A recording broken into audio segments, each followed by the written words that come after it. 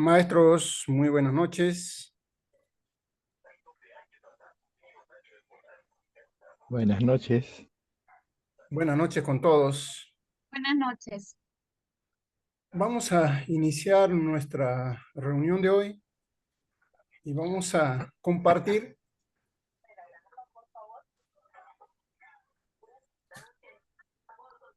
Trabajando, dice acá en el cementerio, ¿no? Aló, aló. ¿Me escuchan? Sí, sí se escucha. Ya, ok. Sí, me dicen que se escucha. Bueno, entonces vamos a iniciar hoy día un conversatorio, un compartir sobre todo algunas ideas, trabajos, sugerencias que esperamos que sea de utilidad para ustedes.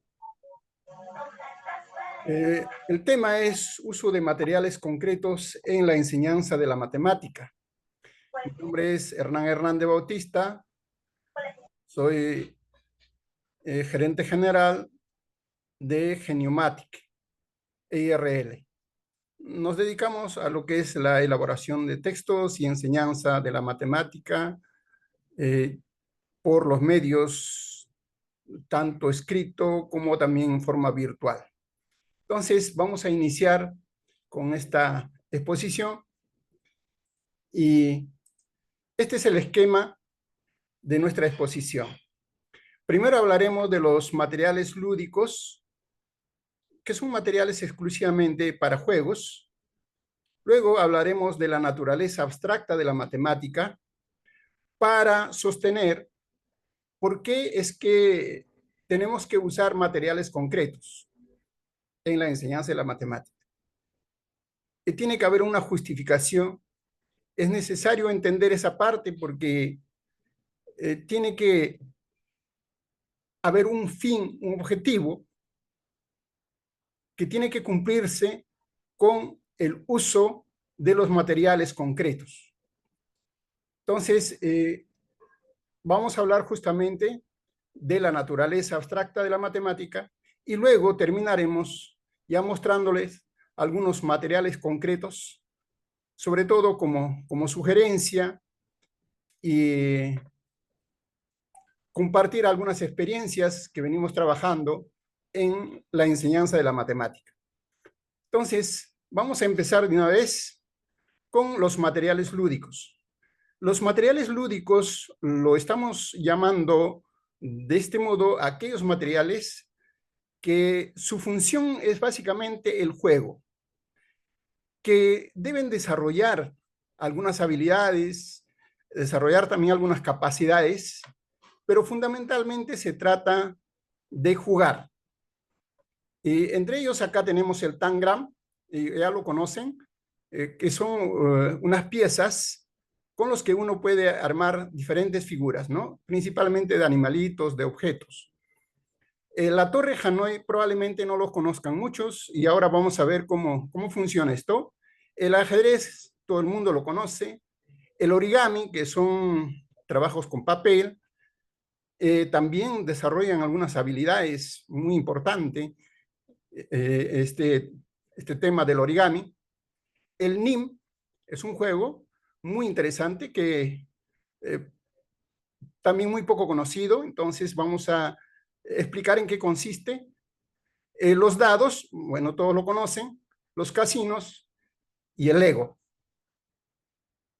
Entonces, vamos a empezar viendo lo que es de estos materiales lúdicos, cuyo objetivo Y lo que fundamental, quiere, ponga en un platito nomás ya. Cuyo objetivo fundamental es el juego.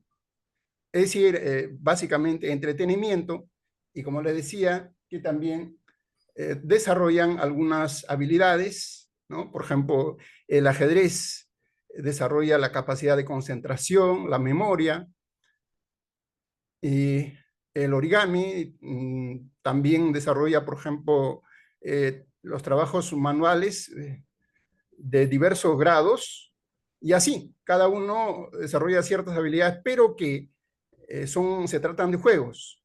Y luego vamos a ver lo que son, a diferencia de estos materiales, lo que son los materiales para el aprendizaje de la matemática. Le decía que la Torre de Hanói no es tan conocido, pero se trata de unas piezas, aquí unos discos, estos son, por ejemplo, acá 4 discos, que con la ayuda de estas barras vamos a trasladar estos 4 discos a la última barra. Para eso nos ayudamos con la segunda barra. La condición es que en cada traslado solamente se puede mover un disco. Y además, en ningún momento un disco grande puede estar encima de otro pequeño. Entonces, empezamos. Aquí pasamos el amarillo a este lugar y para llevar al rojo no puedo poner en esta barra ni en esta, porque estas son menores que el rojo. Entonces, previamente voy a alistar este espacio para que el rojo pueda venir ahí. Y para mover este azul o azul oscuro, tengo que hacer espacio. Entonces, lo que voy a hacer es llevar el azul, el amarillo. Vean, siempre un disco pequeño encima de uno más grande. Ahora sí, esto lo puedo llevar aquí. Entonces, luego, seguimos el amarillo a la izquierda. Aquí debe venir el rojo. Para eso, el azul a esta barra, ahora sí. Y luego ya es evidente, ¿no? El azul a la segunda barra, el amarillo, y luego ya tenemos ya el juego completo. Ahora, si incrementamos el número de discos, hay mayor dificultad. Y así, entonces, resulta que el número de movimientos está relacionado con la potenciación. Si tuviéramos solamente 2 discos, sería suficiente, vamos, mover el azul a la segunda barra, va 1, el amarillo a la tercera, luego el azul. O sea, suficiente 3 movimientos. Y eso lo podemos expresar así. 2 al cuadrado, o sea, 2 al cuadrado es 2 por 2, ¿sí? 2 al cuadrado es 2 por 2, 4, menos 1, 3. 3 movimientos. Para 3 discos se requieren ya no 2 al cuadrado, sino 2 al cubo menos 1. Y 2 al cubo es 2 por 2 por 2. O sea, 3 factores 2. 2 por 2 es 4. Por 2, 8. Menos 1, 7. Entonces, con 7 movimientos, podemos trasladar estos discos a la tercera barra. Seguramente no han contado el número de movimientos que hemos hecho al trasladar estos 4 discos. Y ya pueden calcular el número de movimientos que hemos hecho. ¿Cuántos movimientos hemos hecho? ¿Sí? Como son 4 discos, sería 2 a la cuarta. 2 por 2 por 2 por 2. 4 factores 2. 2 por 2, 4 por 2, 8 por 2, 16.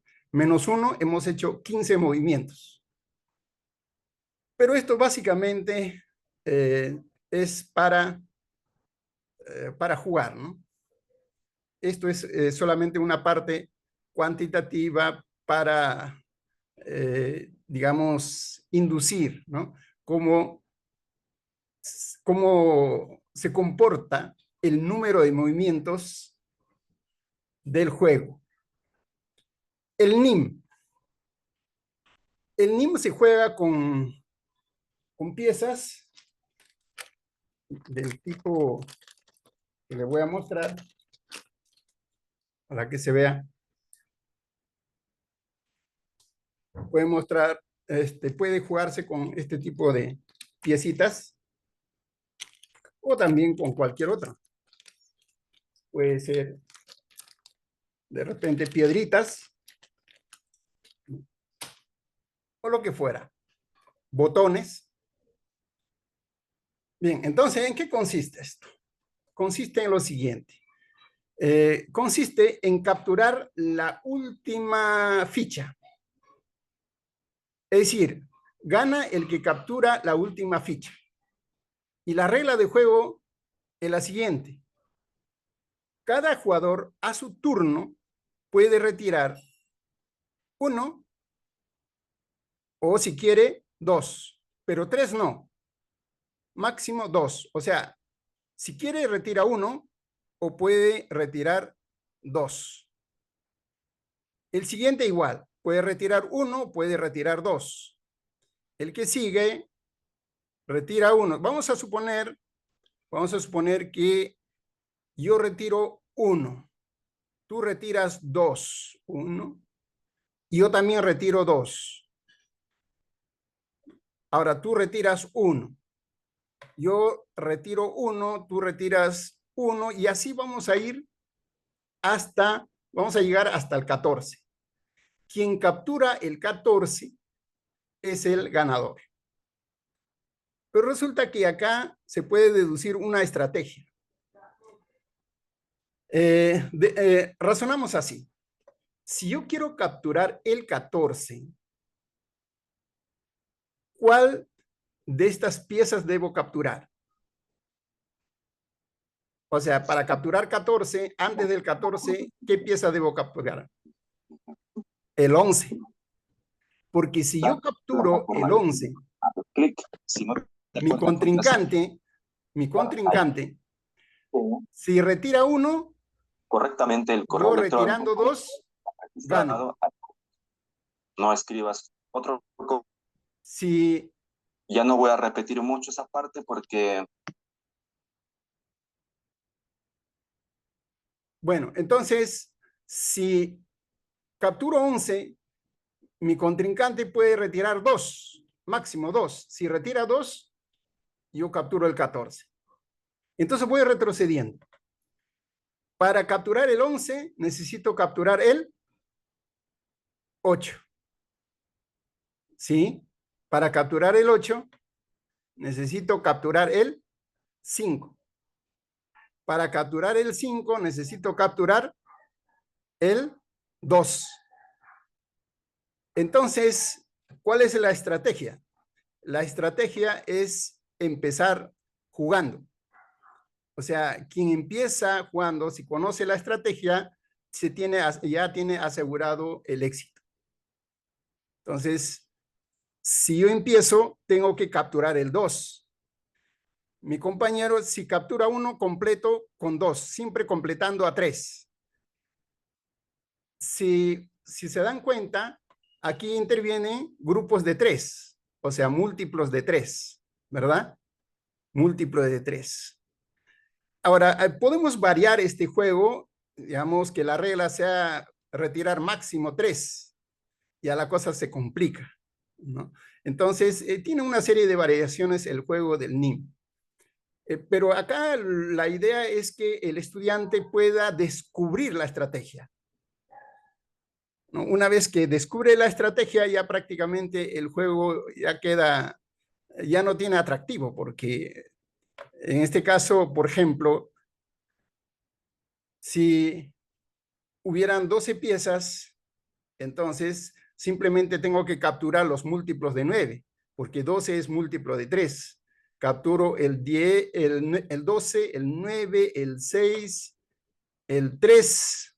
¿Eso qué significa? Significa que el que empieza a jugar no tiene opción de ganar, porque el que empieza puede retirar 1. El otro retira 2 y 3, captura el 3. Si el primero retira 2, el que sigue retira 3, o sea, retira esta pieza y ya tiene, digamos, el éxito asegurado. Bien, entonces, en eso consiste el juego del NIM. Bien, entonces aquí hemos visto algunos juegos, algunos materiales que nos permiten jugar. Básicamente lo que se trata acá es entretenimiento. y desarrollar algunas habilidades.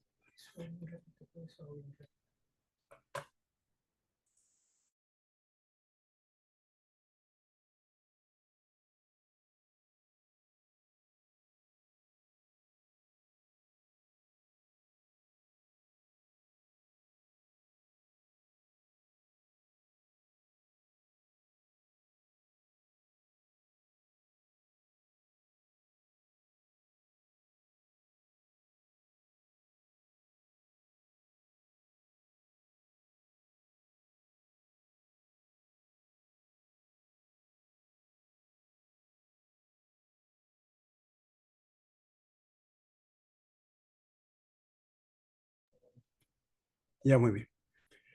Bien, ahora vamos a hablar de la naturaleza abstracta de la matemática.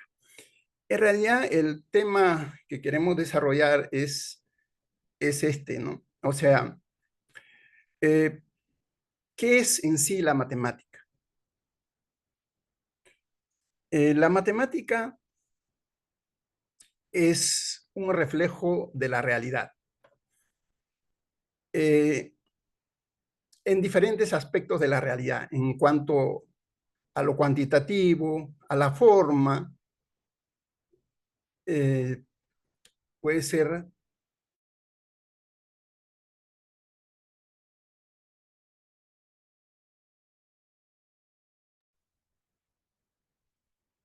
a ver, les decía de que la matemática es un mundo abstracto, pero no un mundo abstracto creado antojadizamente, sino es un mundo abstracto que refleja la realidad. Y como tal, o sea, como un mundo abstracto, ¿dónde se encuentra?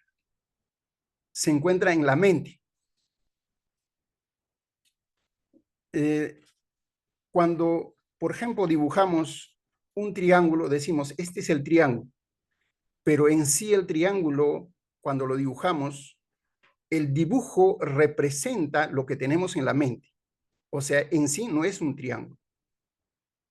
Por lo tanto, los elementos de la matemática son elementos abstractos que están en nuestra mente. Entonces, ¿y para qué es eso? Realmente con la matemática se pueden hacer muchas cosas. El aspecto cuantitativo podemos utilizar para cuantificar los elementos. Por ejemplo, esta es una realidad. Acá estos carneritos tienen una característica respecto a su cantidad, que hay 2.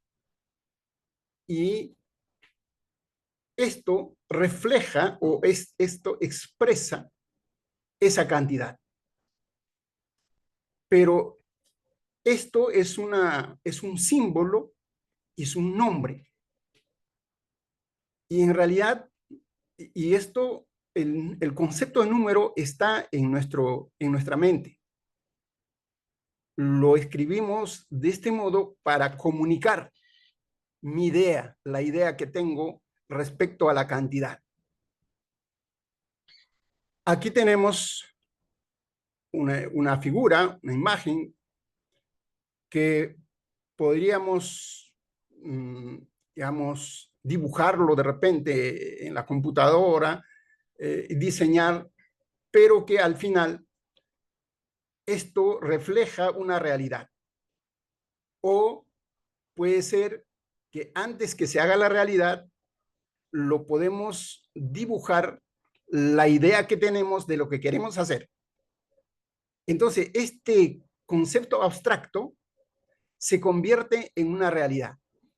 Por eso es que acá hay una flecha en los dos sentidos, porque entre sí prácticamente hacen una unidad.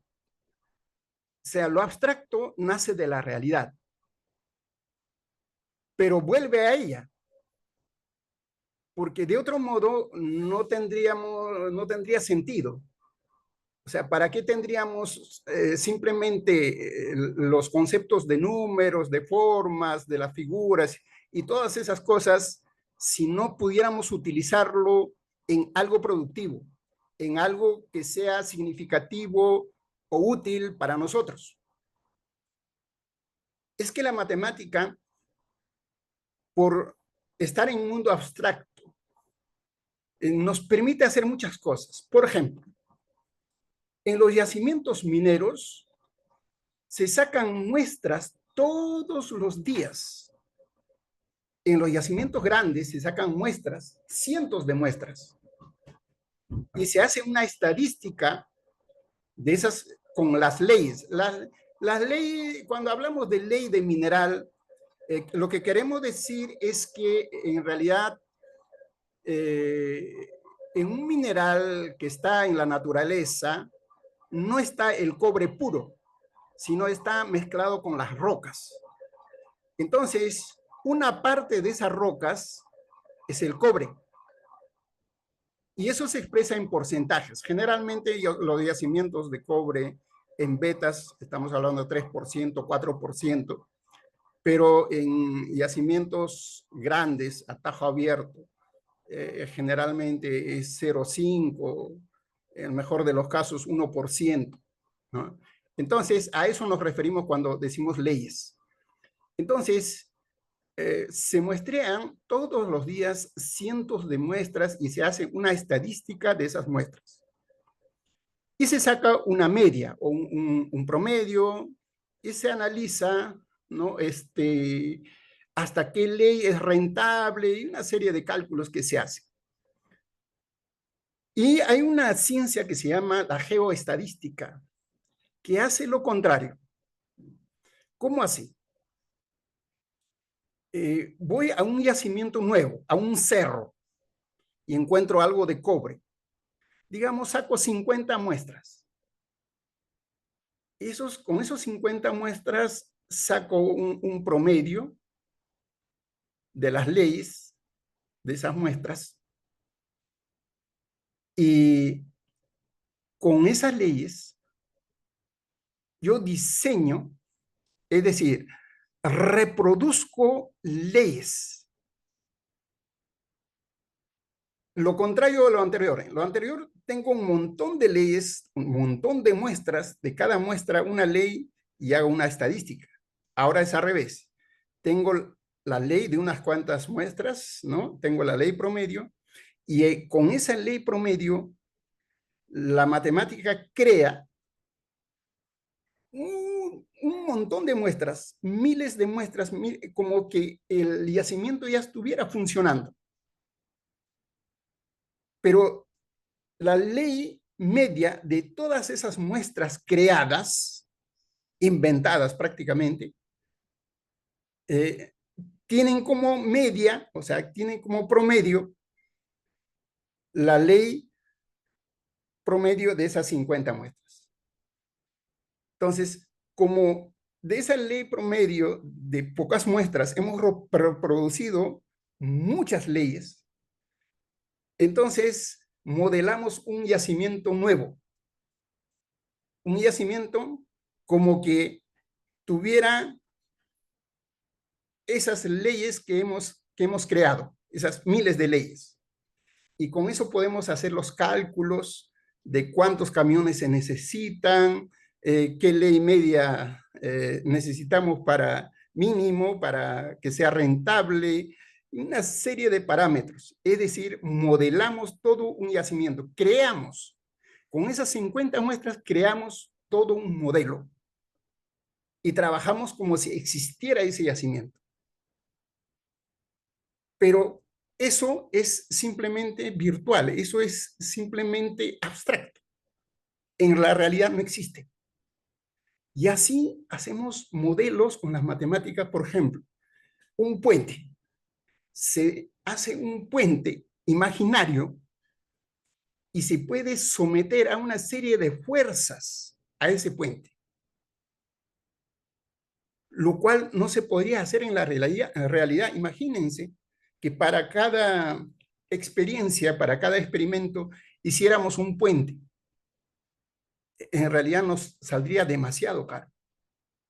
Entonces, la matemática tiene esa característica abstracta, pero que está relacionada con la realidad. Los niños están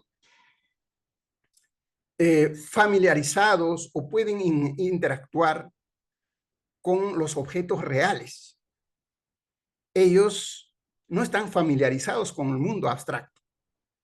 Entonces, los maestros tenemos que llevar a los niños de ese mundo real al mundo abstracto. ¿Qué quiere decir? Crear en sus mentes ese mundo abstracto, pero a partir de una realidad. Y a la vez, una vez que ya van captando, va construyendo ese mundo abstracto en sus mentecitas, también esas abstracciones que lo tienen, lo vamos volcando otra vez a la realidad ya para resolver problemas reales. Y así vamos incrementando, vamos avanzando, vamos complicando progresivamente. Entonces, los materiales concretos para la enseñanza de la matemática no tienen un fin lúdico, que si bien es cierto, ese puede ser, digamos, una característica, pero no es su función principal.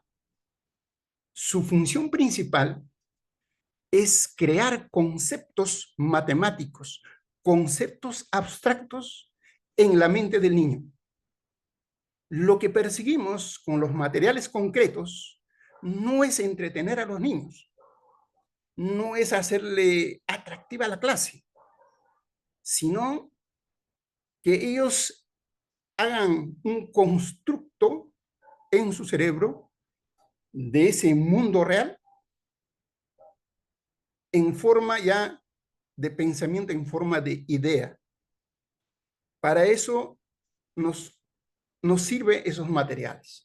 Dentro de estos materiales vamos a ver las regletas de Cuisiner, la caja de Mackinder, los palillos de Hernández. Bueno, hemos puesto este nombre a unos palillos que hemos creado. Los bloques multibase, eso creo que todo el mundo lo conoce, porque he encontrado en los colegios que todo el mundo lo tiene. Los geoplanos, los bloques lógicos, la Yupana, que es una tabla para esto de unidades, decenas, centenas. El ábaco también lo conocen. Entonces, vamos a ver principalmente las regletas de Cuisiner, la caja de Mackinder y los palillos de Hernández. Estos tres elementos que no son tan conocidos para ustedes. Bien, entonces empezamos viendo estos materiales. Estas son las regletas de Cuisiner. Las regletas vienen en 10 tamaños. Algunos proponen que debería ser de un solo color. Pero bueno, generalmente en el mercado encontramos de diferentes colores. O sea, 10 colores distintos. Este es el 1, el 2, el 3, cada uno de 10 tamaños diferentes. Estas son las cajas de Mackinder, una caja central y cajitas, acá son 10 cajitas pequeñas y unas piezas para jugar. Estos son los palillos de Hernández, que son los palillos de helados. Los palillos de helados, a ver, los muestro.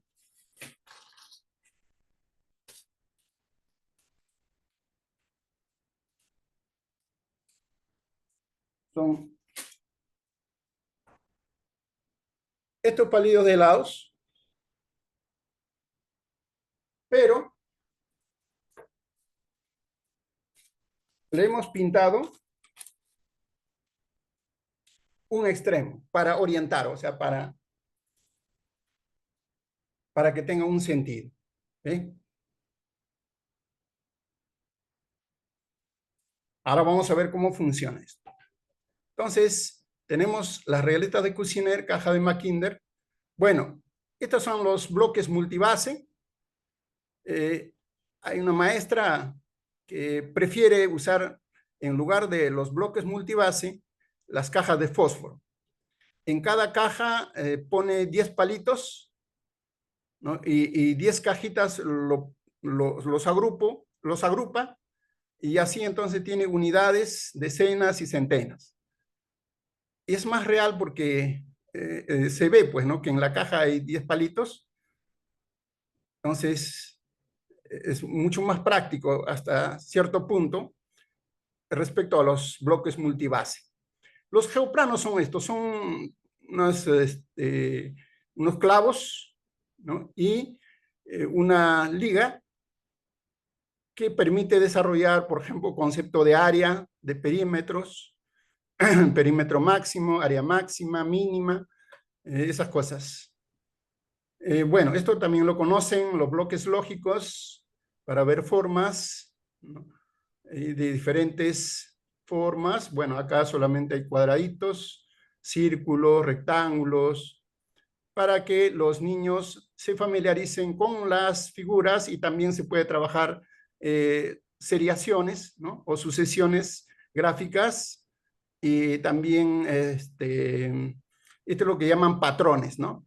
Hoy en día mucho se trabaja con los patrones, con formas y colores. Son muy útiles. Acá tengo los bloques lógicos.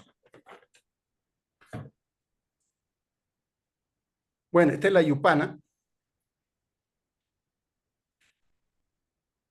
Acá van las unidades, decenas, centenas. Es similar al ábaco.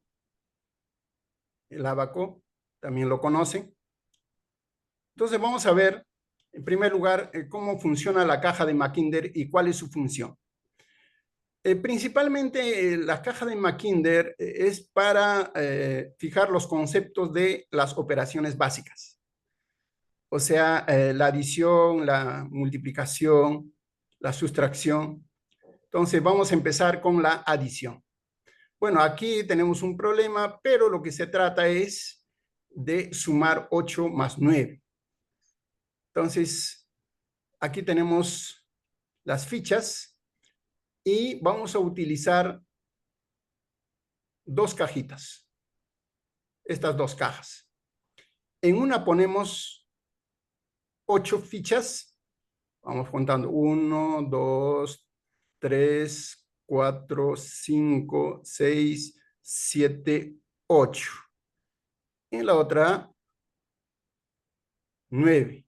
1, 2, 3, 4, 5, 6, 7, 8, 9.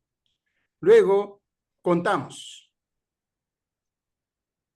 todas las fichas. 1, 2, 3, 4, 5, 6, 7, 8, 9, 10, 11, 12, 13, 14, 15, 16, 17. O sea, una vez que contamos todas las fichas,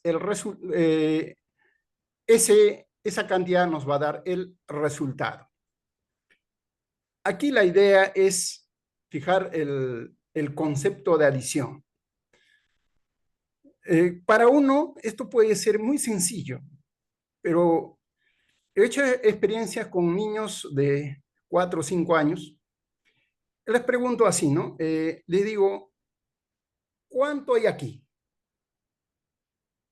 Y me dicen, 5. Ya, le digo, ¿y cuánto hay aquí? 2. ¿Cuánto hay aquí? 3, dice. Y cuando le pregunto, ¿cuánto hay aquí? Ya no responde. ¿Por qué? Porque todavía no tienen el concepto de adición. O sea, esto lo ven separados. Dicen, ¿es 2 o es 3? Pero todavía no lo ven como uno solo, porque falta desarrollar el concepto de adición. Entonces, Cuando uno trabaja aquí para desarrollar el concepto de adición, yo le preguntaría, cuando yo traiga todas las piezas aquí al bloque central, ¿cuánto crees que voy a obtener? Lógicamente, al principio uno debe trabajar con cantidades pequeñas, ¿no? Digamos, 3, 5, 2, 3, una cosa así. Y preguntarle, ¿cuánto va a resultar? Si que junto todo esto, ¿cuánto va a resultar? Entonces, hasta que ellos puedan responder a la pregunta, ¿no? Entonces, al principio, digamos, si acá hay 3, acá hay 4, de repente va a decir 3, 4 o cualquier número. Entonces, si dice, por ejemplo, 3, 4 y me dice que hay 7, entonces digo, ya está desarrollando ya el concepto de adición. Y uno va comprobando, ¿no? A ver, vamos a comprobar y voy comprobando. En este caso, si alguien me dice 17, compruebo, ¿no? Ah, efectivamente, sí, 17. Entonces, como les decía, esto es para desarrollar o para fijar el concepto de adición. El concepto de sustracción. Se trata, digamos, de restar 12 menos 7. Entonces, lo que hago es juntar 12 fichas en esta caja.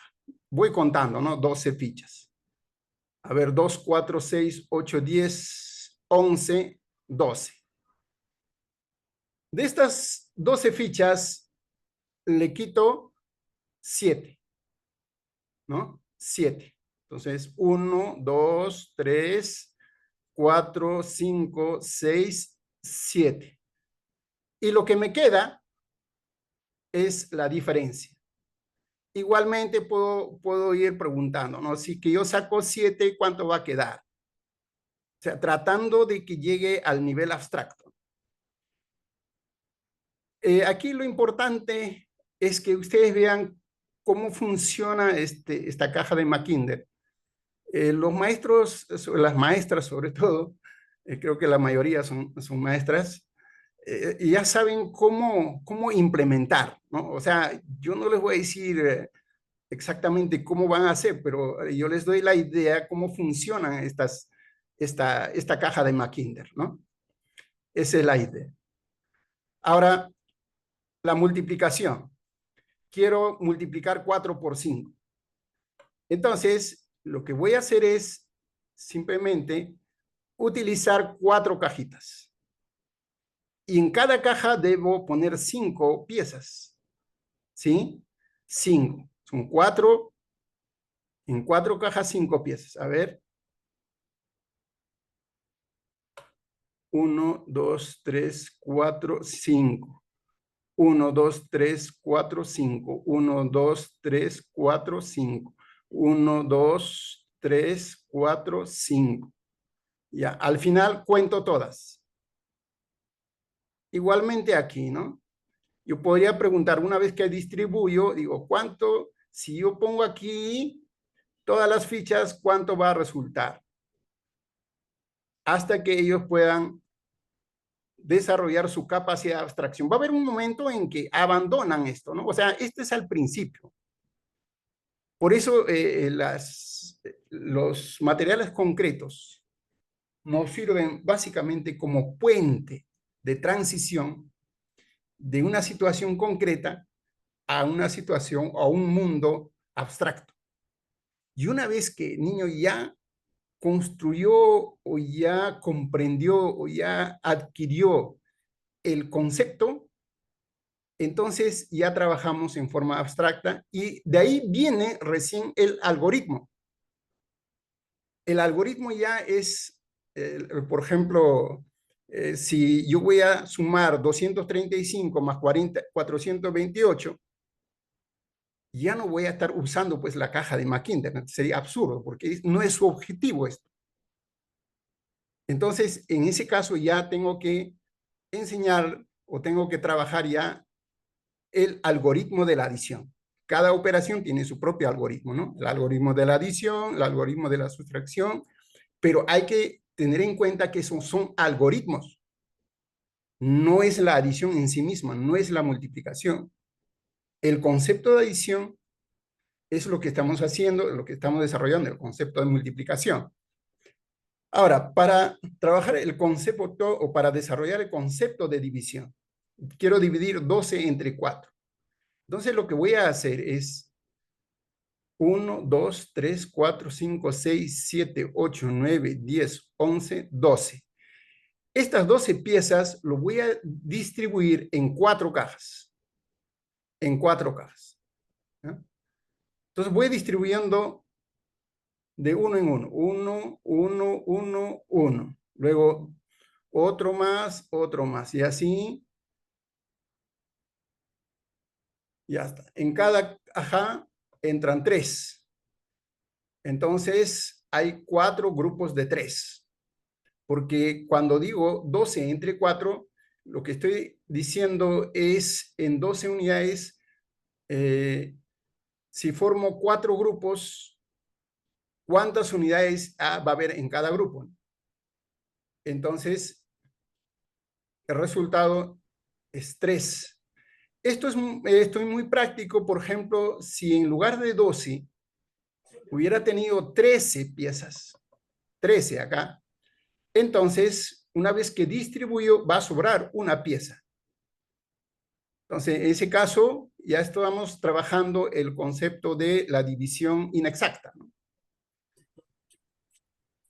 Entonces, este material es básicamente para desarrollar las operaciones básicas. Bien, acá tenemos diferentes tipos de cajas de Mackinder. Hasta de madera, vean ustedes. Incluso en forma de maletín. Acá vean ustedes con materiales reciclables. Y esto es, aprovecho aquí para decirles de que muchas veces uno dice, pero el ministerio, las autoridades no ayudan, se olvidan del colegio, los padres.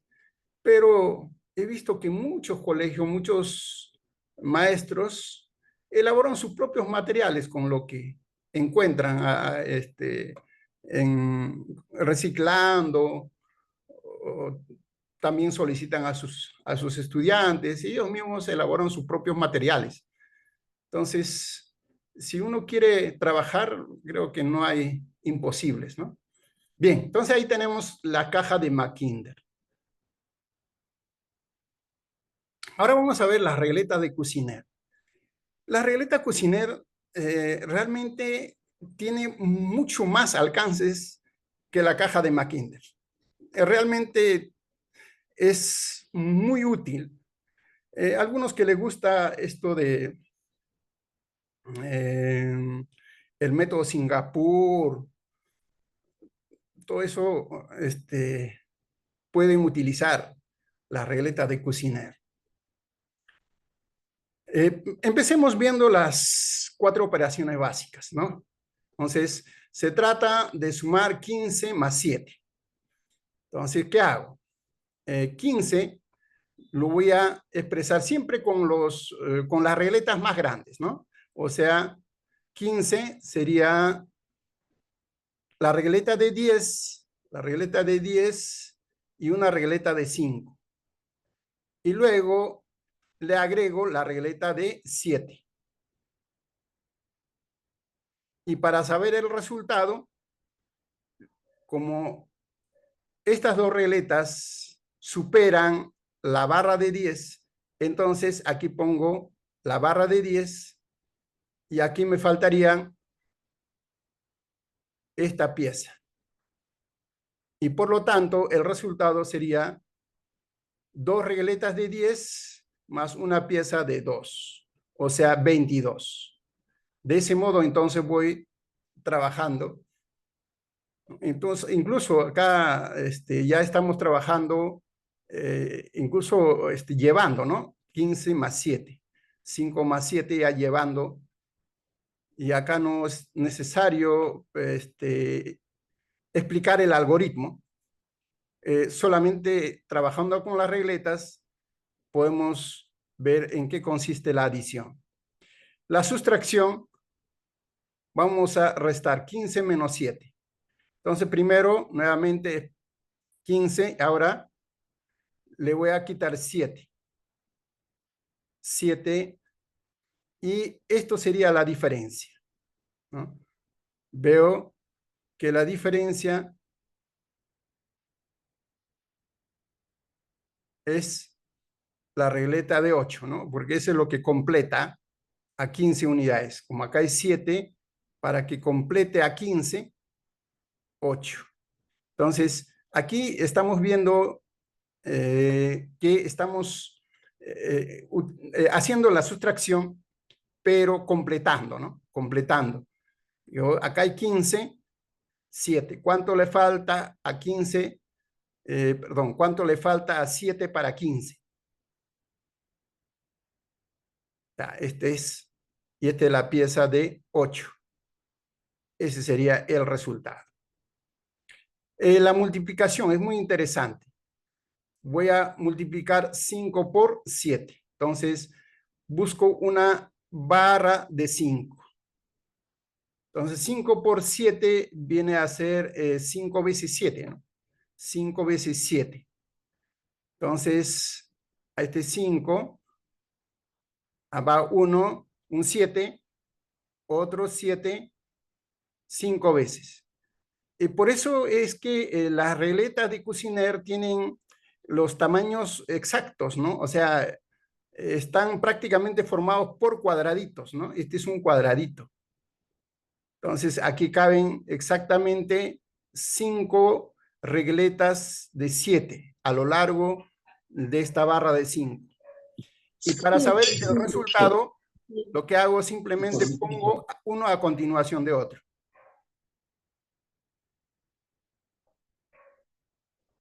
¿Sí? Y para saber cuánto es, empiezo a medir con la regleta de 10. Van 10, otro 10, 10, ya van 30. Acá ya no es para 10, entonces busco qué regleta cabe acá. La regleta de 5. En consecuencia, tengo el resultado. 35, que es 5 por 7, 35. Entonces, de ese modo, voy fijando el concepto de la multiplicación. Esta es una de las formas. Hay otras formas, hay diferentes formas para desarrollar el concepto de multiplicación. Ahora vamos a ver el concepto de división. Vamos a dividir 32 entre 8. Entonces, primero representamos 32, siempre con la regleta más grande. Va 20, 30. Y el 2, la regleta roja. 2. Esto sería 32. Entre 8, o sea, voy a dividir en grupos de 8. Y voy a ver cuántos grupos se forman. Grupo de 8. Va 1, 2, 3, 4. Exactamente 4. Si hubiera más de 32, aquí va a sobrar. Entonces, la regleta de Cuisenaire también nos permite trabajar la división inexacta. Entonces, aquí tenemos 4, ¿no? O sea, 32 entre 8 es 4. Bien.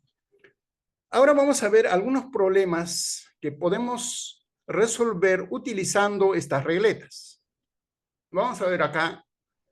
Este es un problema que está en el libro de 6º grado de primaria del ministerio. Dice, Pilar y Rocío fueron a un cumpleaños y recibieron caramelos como premio de un juego. Dice, bueno, acá hacen una introducción, plantean un contexto, ¿no? Que es una fiesta de cumpleaños y van a repartir caramelos y las niñas van a recibir los caramelos. Pilar ganó el doble de caramelos que Rocío. Ya, luego, dice, más adelante, al romper la piñata, cada uno cogió 18 caramelos más. Al final de la fiesta, juntaron sus caramelos y contaron 60. ¿Cuántos caramelos obtuvo Rocío y cuántos Pilar? Entonces, lo que necesitamos saber es cuántos caramelos juntó Pilar y cuántos Rocío.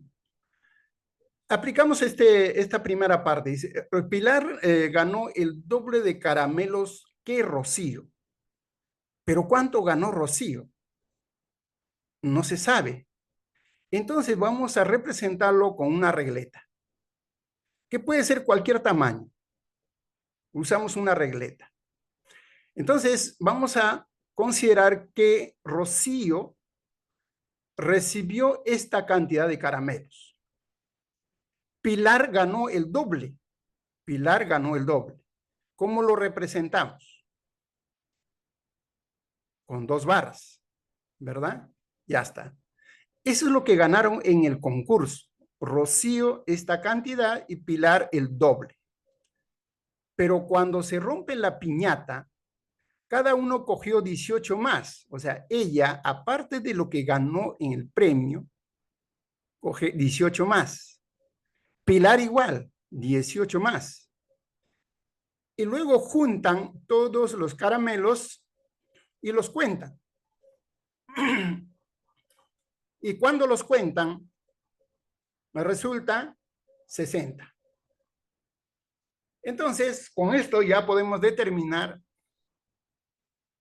cuánto recibió cada uno.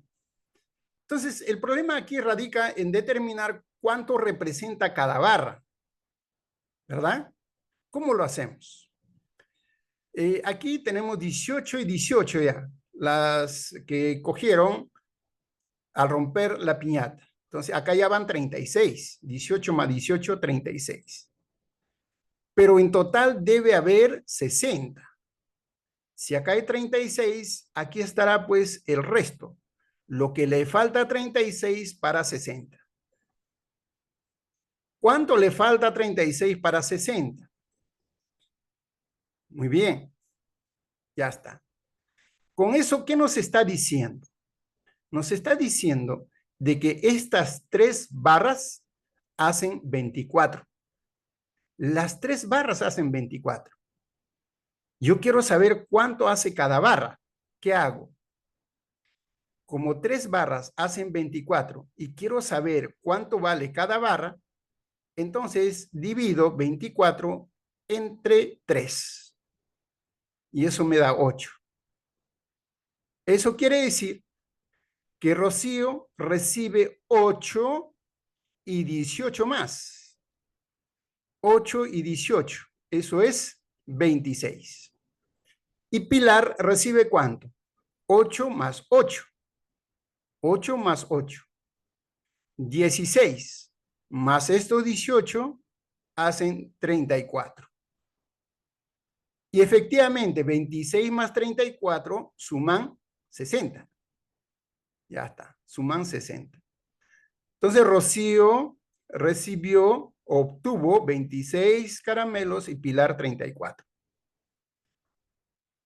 Veamos otro problema. Un artefacto se vende con una ganancia del 20% del costo.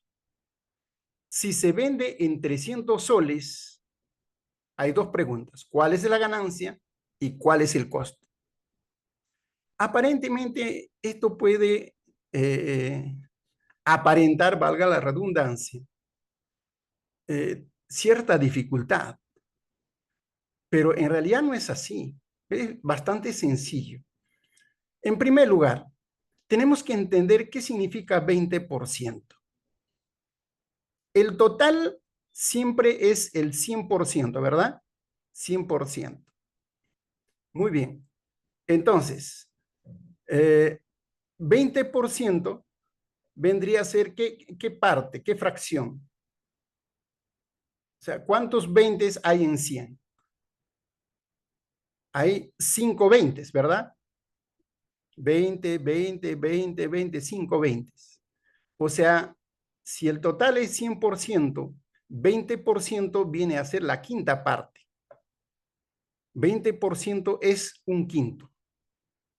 Eso quiere decir que la ganancia representa un quinto del costo. Hay en el tema de tanto por ciento, fracciones, hay que trabajar esta parte, las equivalencias, ¿no? ¿Cuánto cuesta o cuánto vale en fracción o a qué es igual en fracción? El 20%, el 25%, el 50%, ¿no? Por ejemplo, el 50% sería la mitad, un medio, ¿no? El 25% un cuarto, el 20% es un quinto. Muy bien, entonces lo que voy a hacer es lo siguiente. Voy a representar con esta barra el costo, porque la ganancia es el 20% del costo. 20% del costo. Un segundito, por favor, porque acá estoy que me quemo.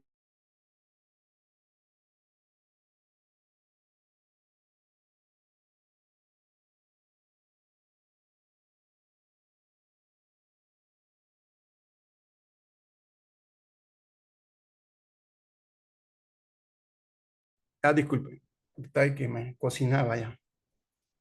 Entonces, voy a representar mediante esta barra el costo, el costo. Entonces, como la ganancia es la quinta parte, entonces voy a dividir el costo en 5 partes. Ya está. Entonces, este sería 20%, 20%, 20%, 20%, 20%. Todo esto, repito, representa el costo nada más. Todavía no está la ganancia. Este es el costo. La ganancia, como es 20%, debe tener la misma longitud que una de estas barritas. ¿Sí? Ya está. Esta es la ganancia. Y acá dice, si se vende en 300 soles, cuando dice que se vende en 300 soles, en estos 300 soles está incluido el costo y también la ganancia. O sea, todo esto es 300 soles. Entonces, lo que está en rojo es el costo y esto es la ganancia que viene a ser 20%. Y todo esto viene a ser el precio al que se vende, que son 300 soles. Entonces dice, ¿cuál es la ganancia? Vean ustedes. ¿Puedo calcular la ganancia? Esta barrita, ¿cuánto vale? ¿Cuánto vale esta barra? Este 300, ¿por cuántas barras está formada? 1, 2, 3, 4, 5, 6. Si 6 barras hacen 300, cada barra o el valor de cada barra, ¿cómo lo obtengo? Dividiendo 300 entre 6. 30 entre 6, 5 seguido de un 0. 50. O sea, la ganancia es esto de acá, vale 50. Bien, la parte B dice, ¿cuál es el costo? El costo, recuerda que es lo que está en rojo. Está formado por 5 barras. 5 barras. Entonces, como cada barra ya hemos descubierto que vale 50, 5 barras vendría a ser 5 por 50. 5%, 5 por 5, 25, seguido de un 0. Ya tengo la ganancia y ya tengo el costo. Entonces, vean cómo puedo utilizar estas regletas, estas barras, para representar cantidades. Que más adelante, estas barras van a ser sustituidas por letras, ya en álgebra. Entonces, ahí vamos a poner X, 2X, ya vamos a trabajar ya en el mundo abstracto. Aquí todavía estamos en transición entre el mundo concreto y el mundo abstracto. Veamos otro ejemplo. Dice, las exportaciones de cobre de Chile y Perú están en la relación de 11:5. La proporcionalidad es uno de los conceptos muy importantes que hay que trabajar desde la primaria. Dice, si entre los dos países exportan 8 millones de toneladas, ¿cuánto exporta cada uno? Entonces tenemos acá la relación de 11:5. Entonces, Chile exporta una cantidad de cobre como 11. Entonces lo represento por 11 barras. Ahora, cada barra, ¿cuánto vale eso? Por el momento no me interesa. Yo sé que está en la relación de 11:5, entonces, si Chile exporta 6, 7, 8, 9, 10, 11 barras, entonces el Perú exporta ¿cuántas barritas? 5 barras. Pero dice que entre los dos países exportan 8 millones. O sea, todo esto de acá, todas las barritas, hacen 8 millones de toneladas. 8 millones de toneladas. ¿Y cuántas barritas son? Acá hay 11, más 5 son 16 barritas. Esas 16 barritas hacen 8 millones, o sea, hacen 8. Las 16 barritas hacen 8. Cada barrita, ¿cuánto representa? ¿Cómo obtengo eso? ¿No? Tendría que simplemente, para obtener el valor de cada barra, si son 16, hacen 8, ¿cuánto hace cada barrita? Tendría que dividir 8 entre 16 para saber cuánto vale cada uno. 8 entre 16, ese es 0,5. Muy bien. 0,5 ¿qué? Millones de toneladas, ¿verdad? Millones de toneladas. Entonces, como Chile exporta 11 barras y cada barra vale 0,5, entonces Chile exporta 11 por 0,5. Esto es, multiplicando acá va a resultar 5,5 millones de toneladas. ¿Y cuánto exporta Perú? Perú exporta solamente 5 barritas. Cada barrita vale 0,5. Entonces sería 5 veces 0,5, que vendría a ser 2,5 millones de toneladas, menos de la mitad. Entonces, ¿de qué otra manera se resolvería esto de acá? Aplicando proporciones, ¿no? Sería X sobre Y es 11 sobre 5. De ahí tendría que aplicar que la suma X más Y es 8 y todo eso. Pero aquí estamos captando en primer lugar, o estamos desarrollando el concepto de proporcionalidad, ¿no? Y el niño va a estar entendiendo, comprendiendo en qué consiste esa proporcionalidad, porque lo está viendo. No está viendo una división de 11 sobre 5 o X sobre Y.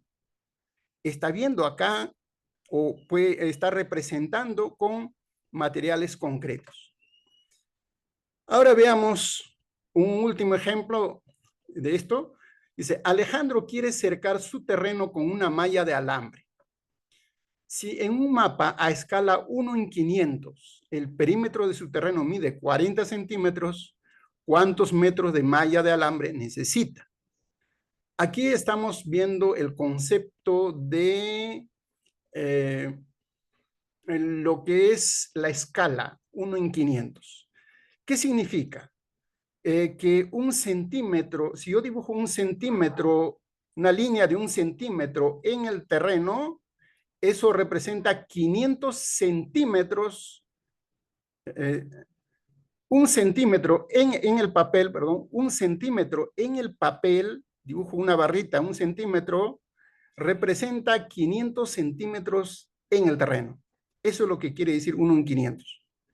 Quiere decir que si dibujo un metro, una línea de 1 metro en el papel, representaría 500 metros en el terreno. Bien, acá dice que el perímetro del terreno mide 40 centímetros.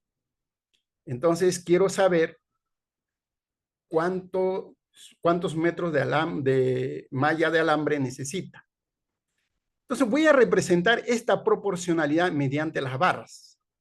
En el mapa, voy a representar el 1 con esta barra, el 1.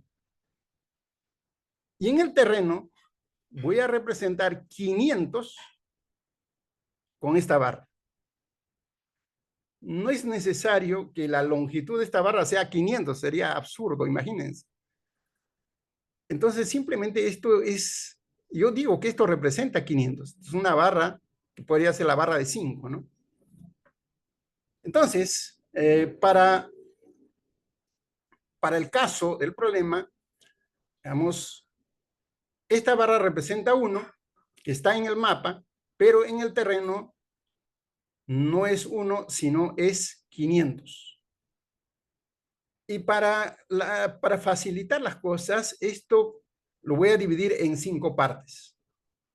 Y así tengo entonces una equivalencia de que entre un cuadrado unidad con un cuadradito de los amarillos. Si todo esto es 500, cada cuadradito sería 100. Entonces, entre un cuadradito blanco y un cuadradito amarillo están en la relación de 1 a 100. De 1 a 100. Y entre un blanco y todo el amarillo está en la relación de 1 en 500. Esto estoy representando por este dato. Pero lo que me interesa es representar o calcular estos 40 centímetros. ¿Qué hago? Ahora, este mismo cuadrado, el mismo tamaño, pero y ahora yo digo que este representa 40. La proporcionalidad siempre se va a mantener. Si esto representa 40, o sea, esto su equivalente en el terreno sigue siendo este amarillo, todo esto, ¿verdad? Muy bien, entonces yo quiero saber cuál es la longitud de este amarillo. ¿Y cómo descubro eso? ¿Cómo descubro? Mira, este vale 1, todo esto es 500, cada cuadrado es 100. Ese es el dato. Entonces, entre el cuadrado blanco y el cuadrado amarillo están en la relación de 1 a 100. O sea, si esto representa 1, este representa 100. Si este representara 2, esto representaría 2 veces 100, 200. Muy bien. Como este cuadrado representa 40, este cuadrado amarillo representaría 100 veces 40. Porque está en la relación de 1 a 100. 100 veces 40.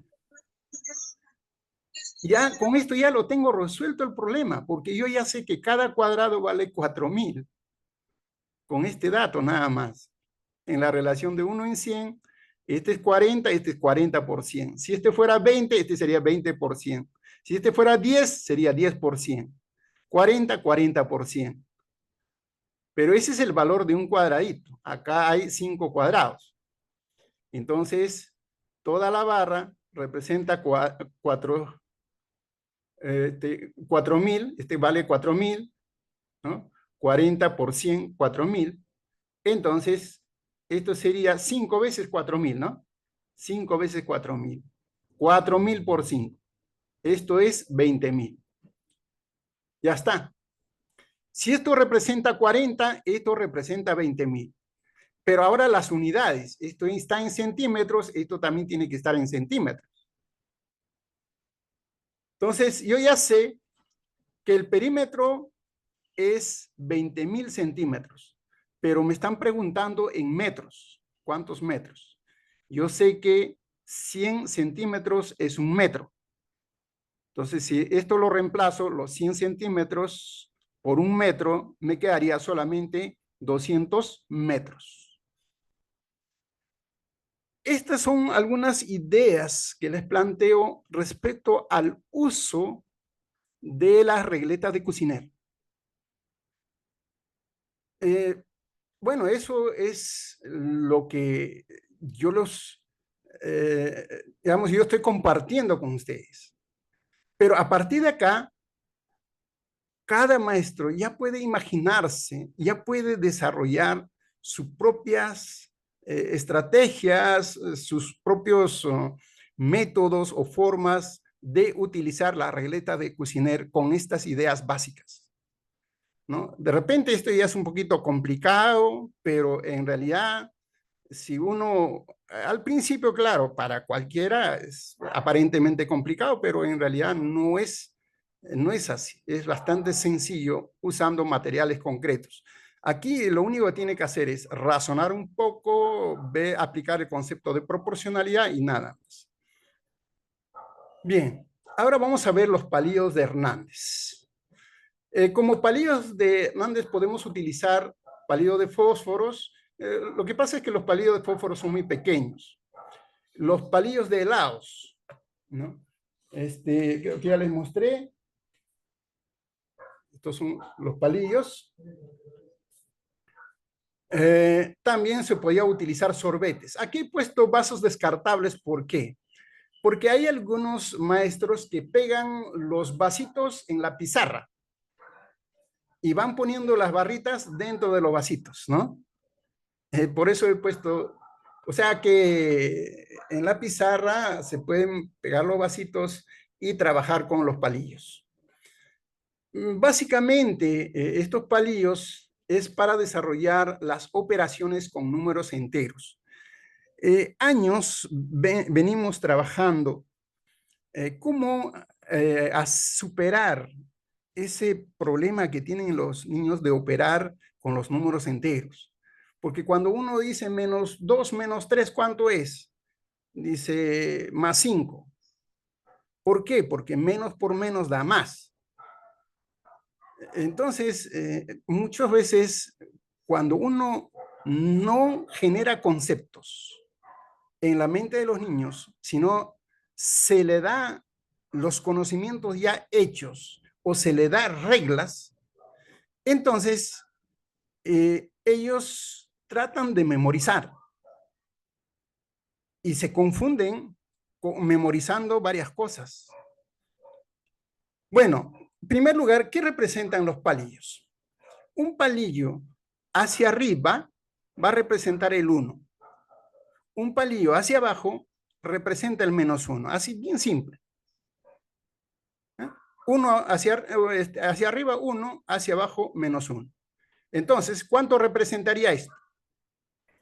Representaría, como son 3 y están hacia arriba, representa más 3, que simplemente lo ponemos como 3, no es necesario ponerle el signo. ¿Cuánto representa esto? Menos 4.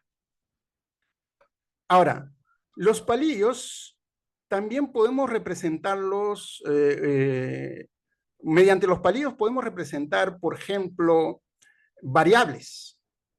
Por ejemplo, esto puede representar X, porque es de otro color, ¿no? Ya es un color distinto.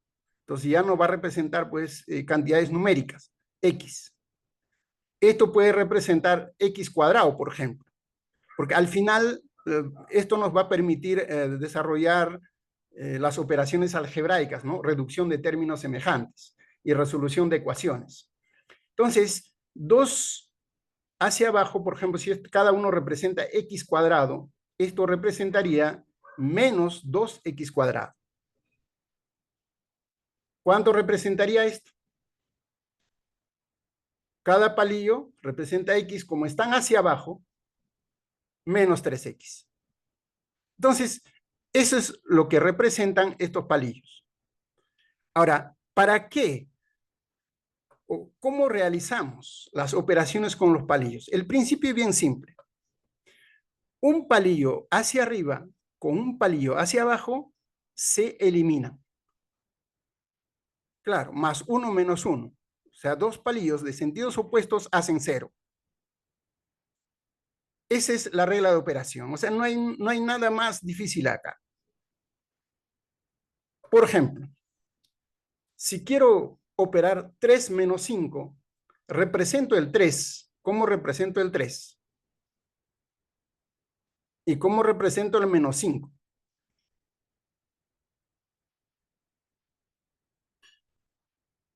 ¿Y qué hago? Aplico esta regla. 1, 2, 3 palillos hacia arriba se van a eliminar con 1, 2, 3 palillos hacia abajo. Y me quedan 2 palillos hacia abajo, que vendría a ser menos 2, el resultado. O sea, acá es evidente, ¿no? Si yo quisiera desarrollar, por ejemplo, menos 3 menos 5, o lo que decía hace un rato, ¿no? Menos 2 menos 3. Menos 2 serían 2 palillos hacia abajo y menos 3, 3 palillos hacia abajo. Al final, juntándolos, serían 5 palillos hacia abajo, o sea, menos 5. Y no es más 5. Y así puedo desarrollar más 5, menos 3, menos 1, más 8, lo que fuera, todas las operaciones de adición con enteros. Incluso reducción de términos semejantes con variables. Sigamos. Operaciones con los palillos. Por ejemplo, quiero realizar esta operación que aparentemente parece difícil. Y uno dice, no, hay que desarrollar de izquierda a derecha. Bueno, acá van a ver que esto se puede desarrollar en el orden que fuera, porque las propiedades conmutativas y asociativas, la propiedad conmutativa y asociativa de la adición nos permite resolver los problemas en el orden que fuera. Entonces, represento 3 hacia arriba, menos 2, más 4, menos 1, menos 3 y menos 5. Voy eliminando 3 con este 3. Vean ustedes que no necesito operar de izquierda a derecha una a continuación de otra. Estos 3 con estos 3 se cancelan. 1, 2. 2 hacia abajo, 1, 2 hacia arriba. Y sigo cancelando. Este se cancela con este de acá. 1 hacia arriba, 1 hacia abajo. Este se cancela, como es hacia arriba, con este que está hacia abajo. Ya no hay más. Y me quedan estos 4 palillos hacia abajo. ¿Cuánto representa entonces? Menos 4.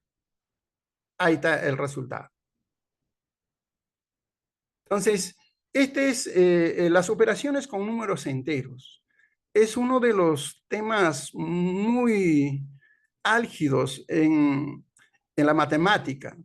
Muy pocos estudiantes lo desarrollan fácilmente.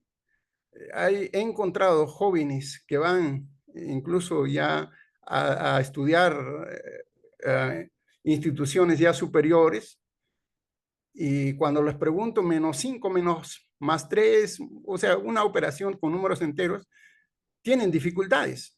¿Por qué? Porque no han desarrollado el concepto. Esto vamos a ir trabajando hasta un momento en que el estudiante ya pueda abandonar los palillos. De tal manera que yo le planteo un ejercicio de este tipo. Una vez que ya adquirió el concepto, ya no va a estar utilizando los palillos. Va de frente ya al campo abstracto. Entonces, por eso le decía que estos materiales nos permiten fijar conceptos. Una vez que ya hizo o desarrolló el concepto, ya está en el mundo abstracto. Y ahí no vamos a, alguien me dirá, profesor, ¿y cómo hacemos con los palillos la suma de 487 más 395? Es que no, ese no es el objetivo. El objetivo es simplemente que el niño tenga el concepto de qué significa operar con números enteros, con la regla de los signos, todo eso. Ahora, profesor, ¿y cómo hago la multiplicación, la división? Bueno, tiene esta función básicamente de las operaciones de adición con enteros. Principalmente es eso. Vamos a ver Ahora, la reducción de términos semejantes. Generalmente, si ustedes preguntan, por ejemplo, a un estudiante de primer grado de secundaria o quinto, sexto grado de primaria, le pregunta, por ejemplo, ¿cuánto es 2 más X? Dice 2X, ¿no? Entonces, y 2 más X que simplemente no se puede juntar. Esa es una de las reglas del álgebra, que solamente se juntan términos semejantes. No se pueden juntar términos que no son semejantes. Esa es la primera regla. Y eso es un poco difícil para un niño entenderlo en forma abstracta. Pero con los palillos es muy fácil. Porque este azul representa los términos cuadráticos, ¿no? Entonces, 3x cuadrado menos 2x. X es de grado 1, x cuadrado es de grado 2. No son semejantes. Por lo tanto, menos 2x se va a representar con otro color. Y menos 4x cuadrado, otra vez, con azul. Más 5x. Entonces, aquí se operan verde con verde. Azul con azul. Yo no puedo eliminar 2 verdes hacia abajo con 2 azules hacia arriba, porque son de 2 colores diferentes. Eso es precisamente para enfatizar que usted no puede juntar un término cuadrático con un término lineal, o un término numérico con un término lineal. Solamente términos semejantes. Entonces, acá es muy fácil. 3 hacia arriba. Acá hay 3 hacia abajo. Ya está. Ahora, estos 2 hacia abajo con 2 hacia arriba. ¿Y qué me queda? Un cuadrático hacia abajo, o sea, me quedaría menos x cuadrado y 3 verdes hacia arriba, que representaría más 3x. Entonces, eso me está diciendo de que cómo debo operar cuando tenga que reducir términos semejantes. Este es un preámbulo para resolver las ecuaciones. Si los estudiantes no tienen claro cómo operar con las letras, no van a resolver las ecuaciones correctamente. Muy bien, ahora precisamente vamos a hablar de la resolución de ecuaciones lineales. Entonces, ¿cómo represento esto? 3x menos 5. X es variable, este es un término numérico. Entonces, voy a diferenciar con colores. Pues, 3 barras hacia arriba, 5 es hacia abajo, ¿no? Menos 5. Esto sería con verdes, ¿verdad? Pero la igualdad tengo que representar de alguna manera. Puedo utilizar de repente algún objeto, ¿no? Para ponerlos ahí que represente la igualdad, como una especie de balanza. 2 hacia arriba y 1 hacia abajo, ¿no? 1 blanco hacia abajo, ya está.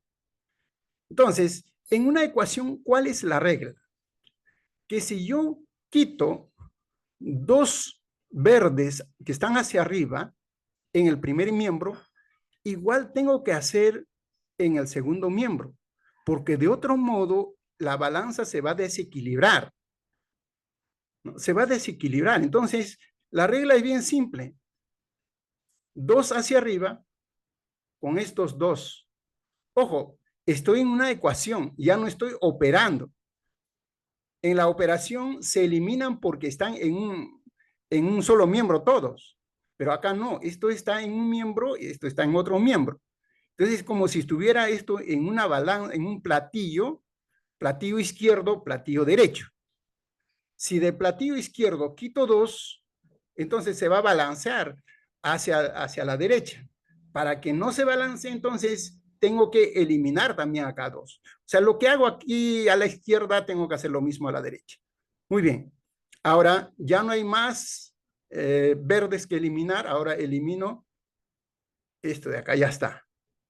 Pero ¿cuándo queda resuelta la ecuación? La ecuación queda resuelta cuando tengo X solito en el primer miembro y todos los términos numéricos en el segundo. Pero acá, si observamos, vean ustedes que tengo en el primer miembro. Tengo todavía X acá y menos 4. Y en el segundo miembro ya no tengo nada. Pero esto está en el primer miembro. ¿Cómo hago para que esto desaparezca? Yo quiero que se quede solito el verde. ¿Qué es lo que hacemos en realidad en las ecuaciones? Muchas veces, o la forma como enseñamos las ecuaciones lineales, lo que está sumando pasa a restar, lo que está restando pasa a sumar, lo que está dividiendo pasa a multiplicar. Le damos esas reglas, pero en realidad esas reglas no son tan así. Entonces, lo que hacemos acá, en realidad lo que hacemos, ¿qué es lo que nos permite hacer esas, digamos, transposiciones? Que esta propiedad, que si yo quiero eliminar 4 palillos, estos 4 palillos, tengo que agregarle 4 palillos hacia arriba. Que si yo agrego 4 hacia arriba, igual tengo que agregar 4 también en el otro miembro para que la balanza se mantenga en equilibrio. Y esto se elimina.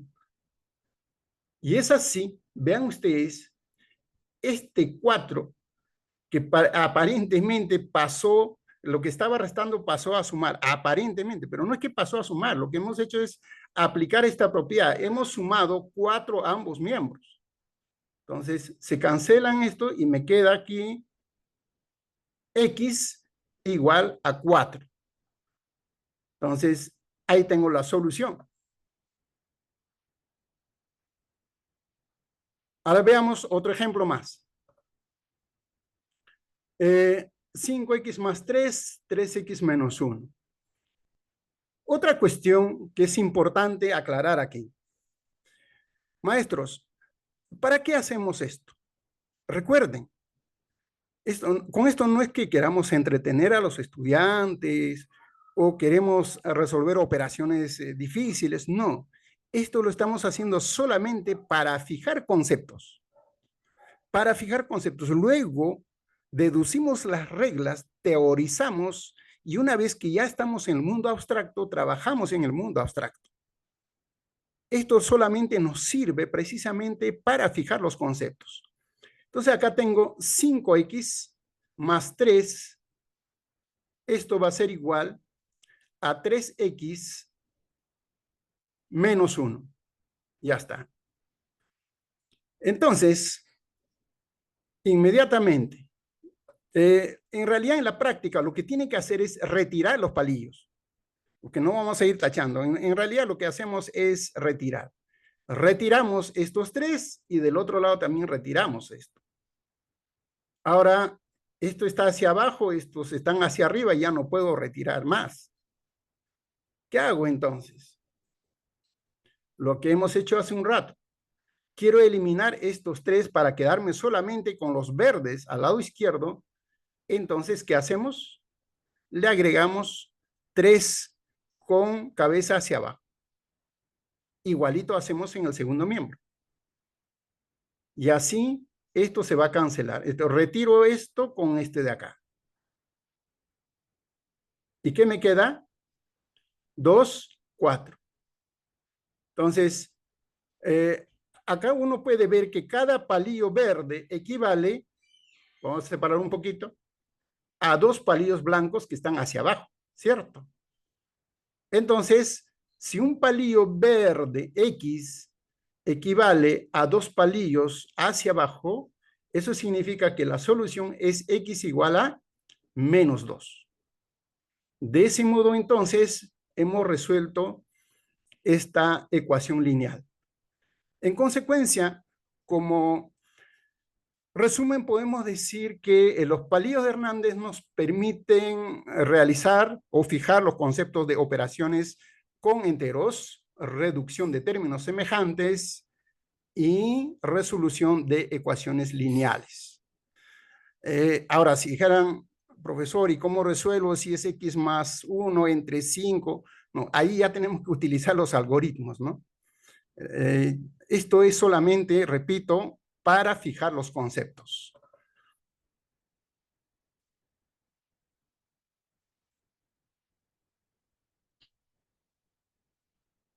Bueno, aquí hasta aquí hemos terminado, maestros.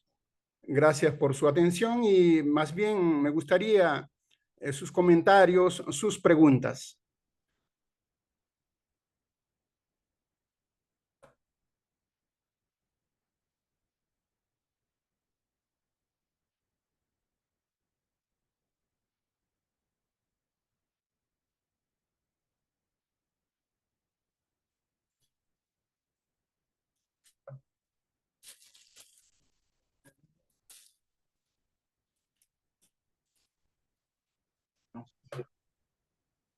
Vaya a ver.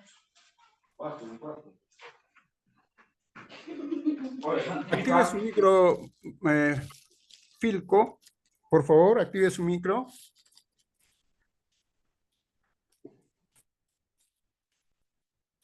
Maestro, buenas noches. ¿Me escucha? Sí, sí, perfectamente.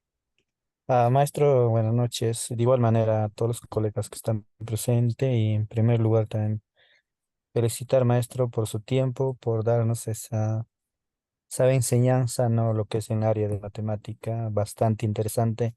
Los materiales que ha mostrado y lo que ha demostrado, ¿no? Cómo podemos trabajar. Y maestro, en el área, o mejor dicho, en la competencia número 4 en el área de matemática, a lo que es en probabilidades, más o menos quizás usted conoce qué materiales aparte del dado o de los casinos o lo que se llama naipes podemos utilizar, maestro. Esa sería mi consulta, maestro. Más bien, muchas gracias. Muy bien. En las probabilidades, lo primero que habría que se pueden utilizar las piezas de colores, ¿no? Y ver, una vez que, digamos, mm, ahí más que todo se trabajaría con la esperanza matemática. Es un concepto matemáticamente un poco complejo, pero en la práctica es bastante sencillo. ¿Qué quiere decir eso? Por ejemplo, yo puedo ir lanzando dos dados, lanzo dos dados, y si lanzo reiteradas veces dos dados, ¿cuál es el puntaje que me saldrá con mayor frecuencia? Entonces, uno va anotando, lanzo entre dos o entre tres, puedo ir lanzando sucesivamente, ¿no? Y alguien va anotando y verificar cuál es el puntaje que sale con más frecuencia. Y generalmente es el 7.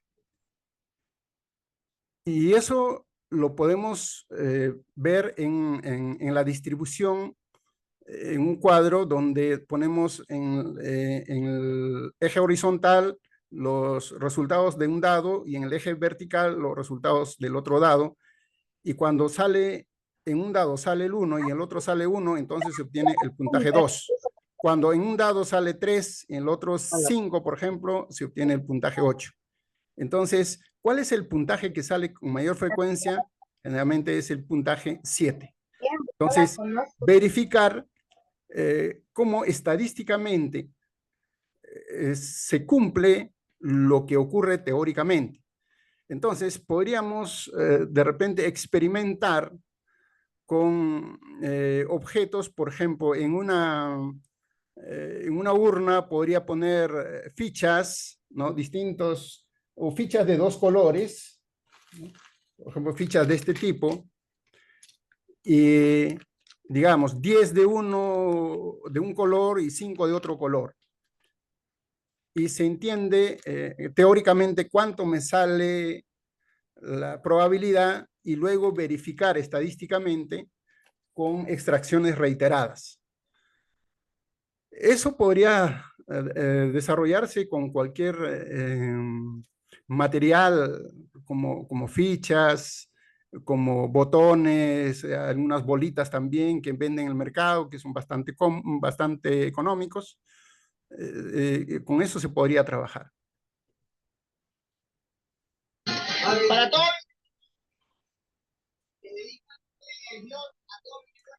Sí,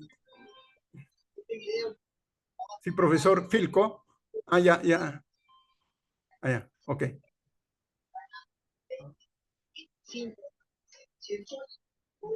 A ver, alguien, por favor, pueden hacer las preguntas o sus observaciones. Sí, maestra Marina. Sí, Ya, buenas adelante, por favor. noches. Buenas noches, maestra Hernán. Agradecerle de antemano los aportes que nos hace a nuestro trabajo pedagógico. Y solamente una pregunta. Sí. Estuvo muy interesante esta estrategia o este material que utilizó esto de los palitos de fósforo o los palitos de chupete pintaditos. Ajá. Con respecto a las operaciones combinadas de adición y sustracción. Pero me gustaría un poquito ahí saber, por ejemplo, cómo lo podría aplicar con operaciones combinadas, ¿no? En esto de caso de multiplicación, con multiplicación, división, inclusive con paréntesis y todos los corchetes, ¿no? ¿Cómo podría aplicarlos, ¿no? ¿Cómo podría trabajarlos? Como estaba entrando justo desde mi celular, no vi completita la pantalla, ¿no? Cuando lo estuve explicando. A mí me gustaría así que lo podría ampliar un Bien, poquito. maestra. Sí, yo creo que los palillos básicamente es para operaciones de adición con enteros. La multiplicación no se hace, bueno, hemos intentado, pero no se hace más dificultoso, o sea, no tendría sentido. Siempre tengan en cuenta, maestros, de que los materiales deben tener un fin, o sea, lamentablemente muchos han propuesto los materiales o los métodos ya como objetivos de aprendizaje, ya no como herramientas. Siempre hay que tener en cuenta que estos materiales son herramientas pedagógicas, herramientas que uno los utiliza de acuerdo a para qué es bueno. Cuando ya no es, digamos, funcional para realizar alguna operación, entonces ya no tiene sentido. Podría buscar de repente multiplicación o algunas otras operaciones con estos palillos, pero se hacen más complicados. O sea, en lugar de esclarecer, en lugar de fijar conceptos, más de lo que voy a más bien enredar a los estudiantes. Por eso les decía que estos palillos básicamente es para tres cosas, al menos hasta lo que hemos trabajado. Operaciones con enteros, incluso no es tan recomendable, incluso cuando ya hay signos colectores. Yo pienso que una vez que ya el niño ya adquirió el concepto de operar con números enteros, una vez que ya está en el mundo abstracto, recién ya puedo entrar con las operaciones con signos colectores, cuando ya he abandonado los palillos. Porque si entro con los palillos, ya prácticamente en lugar de ser beneficioso, más bien va a ser perjudicial. Entonces, palillos ¿para qué? Operaciones con enteros, operaciones numéricas, reducción de términos semejantes y ecuaciones lineales sencillas. O sea, resolución de ecuaciones sencillas. Ese sería mi punto de vista.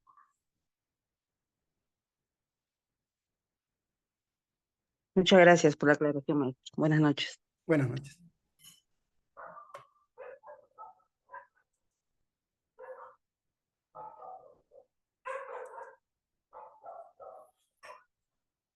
¿Algún comentario más?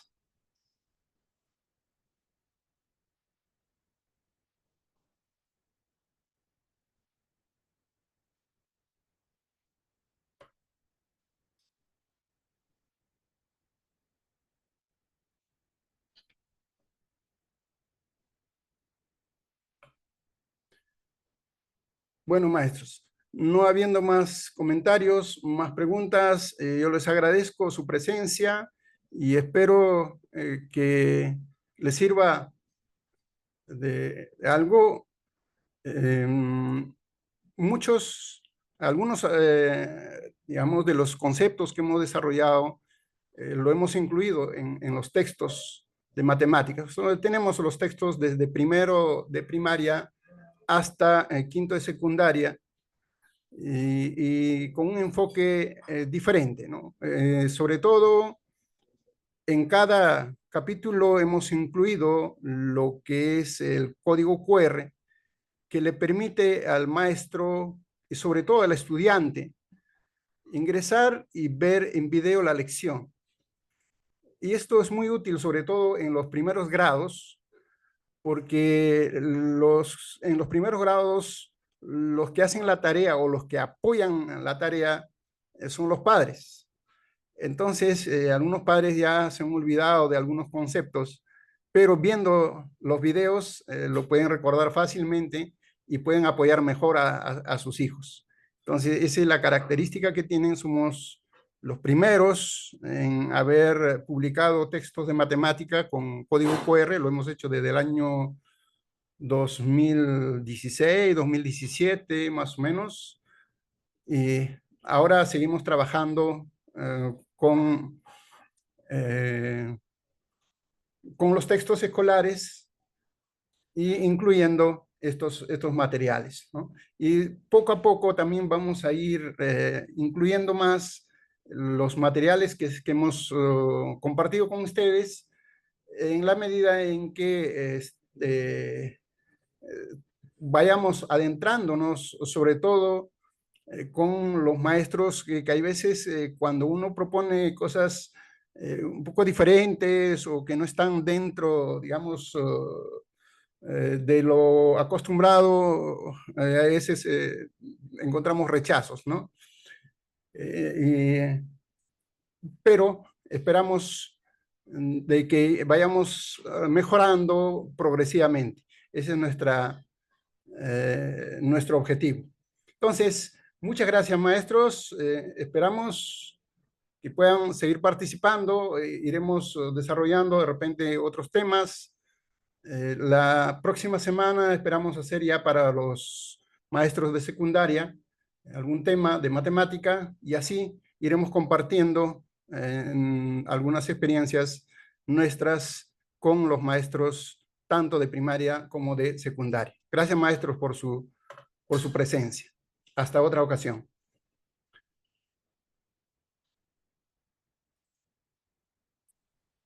A usted, maestro, muchas gracias. Gracias, Gracias. maestro. Gracias. Muchas gracias, maestro. Gracias, Muchas gracias. Gracias, muy agradecido.